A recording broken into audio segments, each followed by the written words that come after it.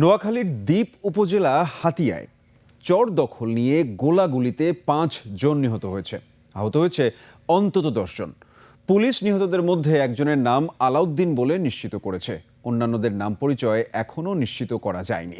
মঙ্গলবার সকালে উপজেলার শুকচর ইউনিয়নের 7 ও 8 নম্বর ওয়ার্ড সংলগ্ন জাগলার চরে এ ঘটনা ঘটে। নোয়াখালী প্রতিনিধি আরিফিন শাকিলের তথ্য ভিডিওতে ডেস্ক রিপোর্ট।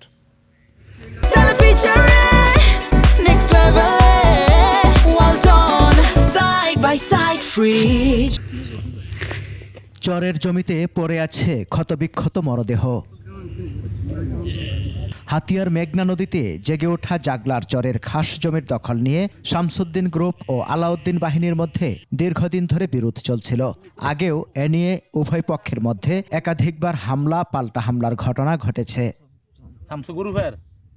মঙ্গলবার সকালে দুপক্ষের মধ্যে দফায় দফায় সংঘর্ষ হয়। সে সময় গোলাগুলির ঘটনাও ঘটে। এতে উভয় পক্ষের লোকজন হতাহত হন। গুলিবিদ্ধ আলাউদ্দিনকে নোয়াখালী জেনারেল হাসপাতালে নিয়ে আসা হলে চিকিৎসক মৃত ঘোষণা করেন।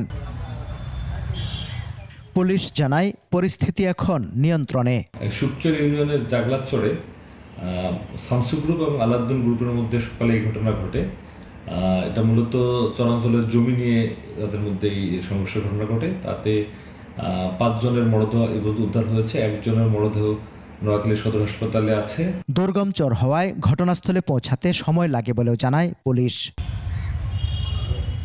সমর ইসলাম, 21 টেলিভিশন।